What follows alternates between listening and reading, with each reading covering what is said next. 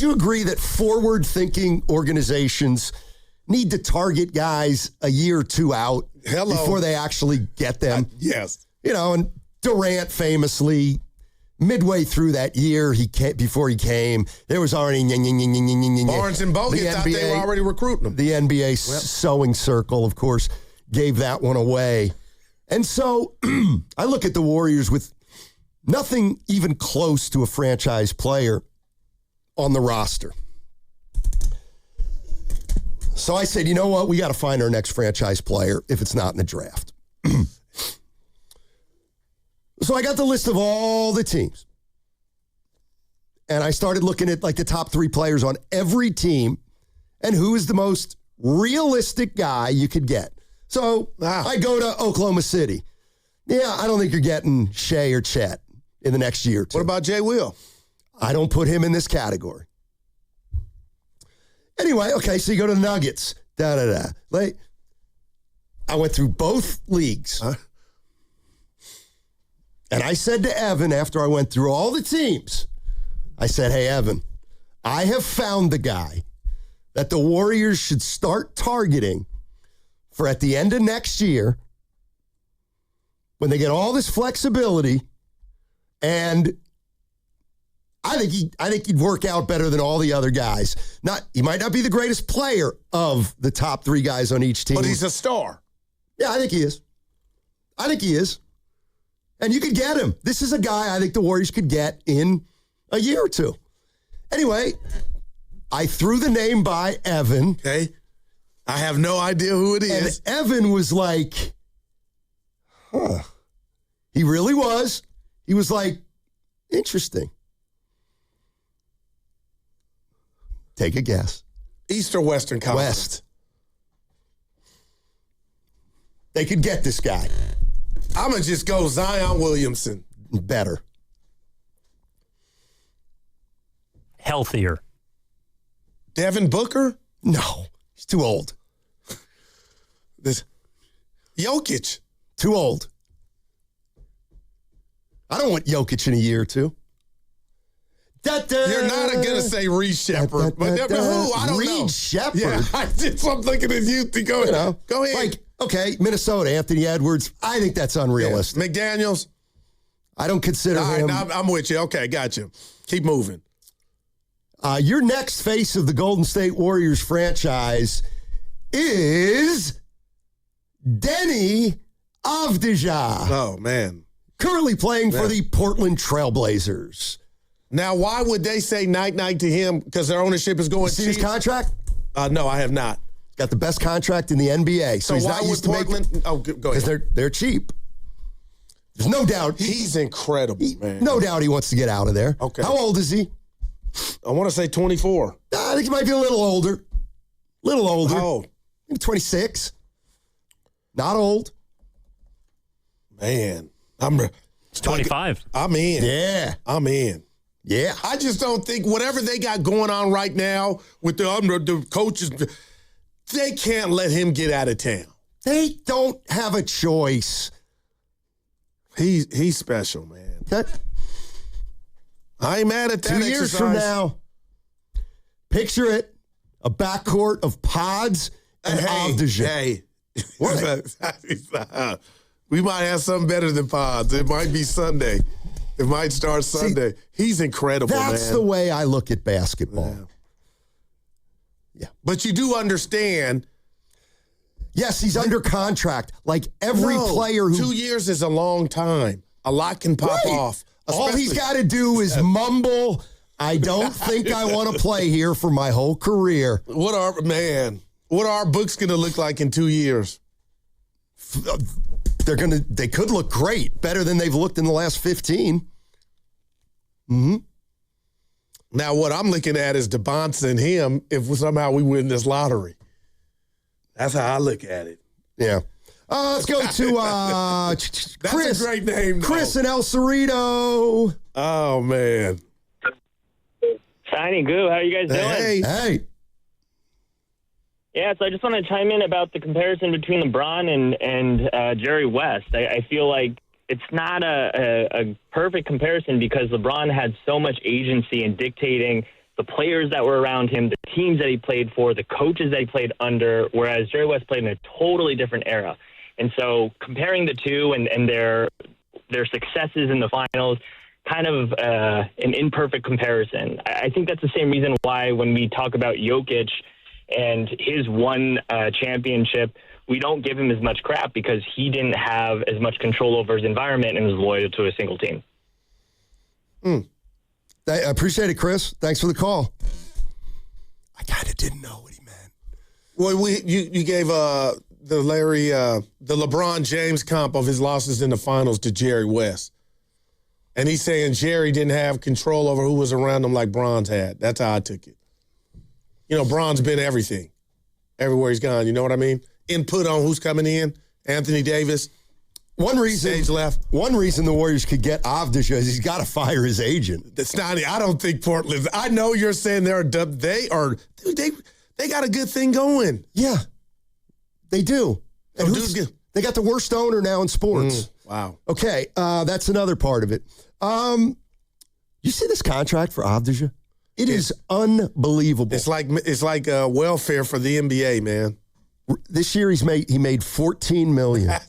Wow. Next year he's making $13 million. Moody makes more than him. 2 years from now, Avdija's making $11 million. Yeah, that'll be fixed, Donnie. Right, by the Warriors. Nah, they Yes, gonna take care of my guy. Yep. He's a dream right now, man. Well, he is, but so is Durant. Now, I'm being serious, Donnie. Did you know he was this good? Where'd he go? Coming out of, I don't know where he went. But did you know coming out of college, wherever he came from, he was going to be this? No. Had you heard of him? No, I mean, I hadn't heard much about Maxey either. But he was on the list. Wow, man. Yep. He is a bad dude. Anyway, put it in the cap. All right. If you had to guess what Avdija shot from three this last season, what would you guess? 37. 32. Okay. Yeah, he's not good enough. I wasn't saying that at all. Just okay, we got Priest back. Oh, okay. He wants to talk about the logo. What's up, Priest? Hey, Priest. Hello. How you doing? What's up, baby? Yeah, thanks, man. Yeah, the only reason I wanted to chime in is because the way the fans view superstars now, we didn't view them like that. We viewed teams, not special players. You know how the fact that LeBron could do what he did, dictate who plays, who he plays when guys jumping around, and we didn't select and single out one player from a team. So when we found out that Jerry West was the logo, it was no issue because if you watch Jerry play, aesthetically, he was beautiful to watch. He wasted no moves.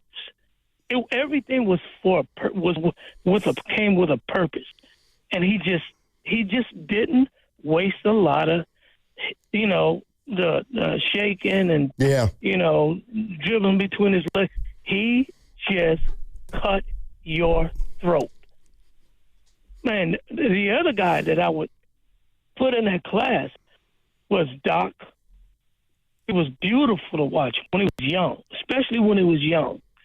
Jordan, and there's a few others, but they were captivating to watch, man. And so nobody had a problem with it. But now everything is about what superstar, and this is the Jordan against LeBron, and all this stuff. That stuff is, we never thought like that. I know. It was teams. It was about organizations. But you brought up something, Steiny, about Deni Avdija. Yeah. I've always liked that kid. And when he was like a nobody. But the Warriors would be like, you'd need a genius in that GM seat to pull stuff like that off. I don't think the guy sitting there can do that. Yeah.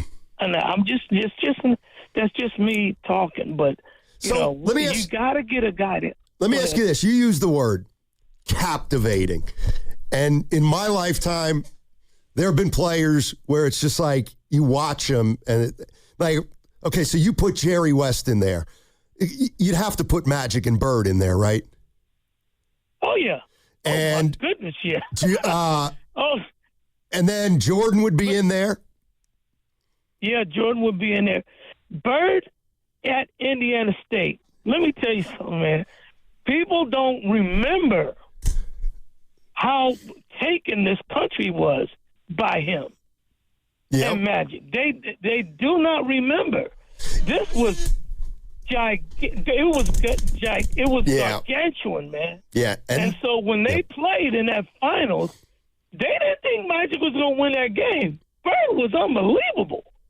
People talk about Steph shooting, and I get it. I get it. Bird wasn't allowed to take the shots that Steph takes. Bird was incredible. Yeah. Incredible. As a in terms of triple doubles and things of that sort. Let me tell you, if you guys don't, people just don't understand, man. Back then, that dude was he was ungodly. He was that good. Yeah. Hey, Priest, thank you as always. Appreciate you as always. How about this? You know how, Evan, you know how I'm really good at certain numbers and they stick out in my head? Sure. Can we test that right now? Yeah. I want to say Larry Bird in the 1979 NCAA championship game against Michigan State had 19 points, and I think he went 7 for 21 from the field. They basically boxed and won him. He just couldn't create any space. 7 of 19. You are correct. No, it was 7 for 21.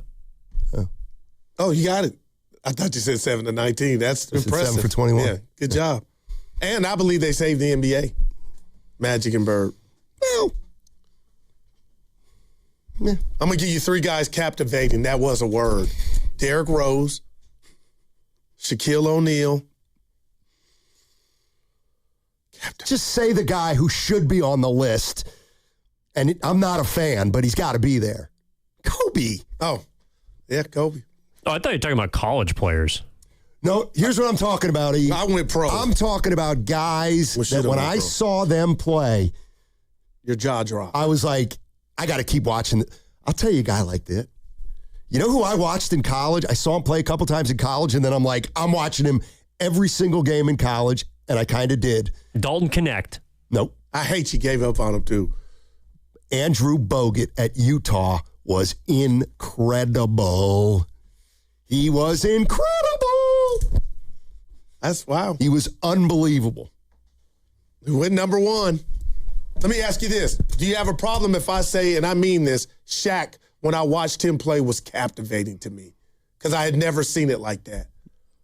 Most polished, Walton, Kareem, no. But captivating, Stoney. Shaquille O'Neal, man. You know, I wonder how many people would have a problem with that. Well, it's your opinion, so I'm not going to have a problem with it, but he doesn't fit the bill to my way of thinking. Was he more dominant? Yeah. But captivating is just like everything you do is beautiful. When I watch Bird, you're just like, how does he do this stuff? Shaq, it's like, well, I know how he does that. Well, all right. So Kobe, you're right. I would say a no on Shaq. All right. Allen Iverson was one of the most captivating players I've ever seen. I have no problem with that. Yeah, I think he should probably be up there if you feel like it. I love that. There's no doubt.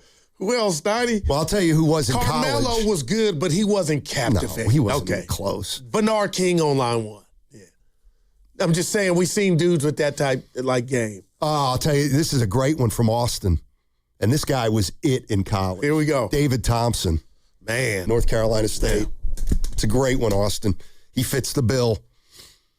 We're just kind of off on this one a little bit, but that's fine. No. I was going to go. That's all right.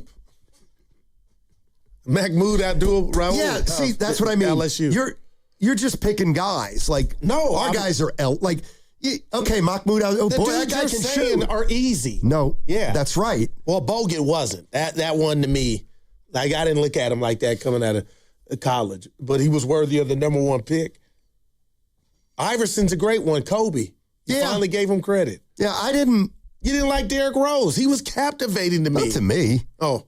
Like to me, Derrick Rose is not in the same league as the guys we're talking about, whether it's Bird, Magic, Jordan. Well, somehow Iverson got in there, who I love. Well, there's a case to be made for Iverson. But not D. Rose? No. What would stop him?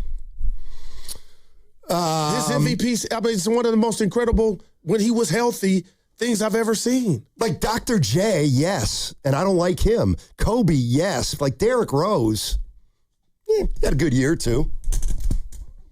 I don't want to say you're hating on the small guy because you never have. No, I'm talking about transformational players that when you watched them, you were like, this is once-in-a-lifetime type players. Was Bill Walton like that to you? Yeah, when he was healthy. Durant was like that at Texas. Maybe. He only played 1 year There's there. nobody like him in college. Yeah, you know who takes a victory lap for Durant. Somebody that nobody knows. But he's a media guy in the Bay Area. Used to work for the Contra Costa Times. Jonathan O'Connor. He covered Cal and Stanford for the Contra Costa Times. And he was a big college basketball fan. And he's like, Steiny, there's this guy out of Texas, Kevin Durant. He's unbelievable. All right, wow. And of course I said he stinks. Yeah. Even though I'd never seen him. He's like, I'm telling you, this guy's unbelievable. This guy's going to be great. Anyway, he had him first. So when did you see him ball first? Was it pro or you saw him in college? I saw PJ Carlissimo try to use him as a shooting guard in Seattle, getting him fired. Yeah.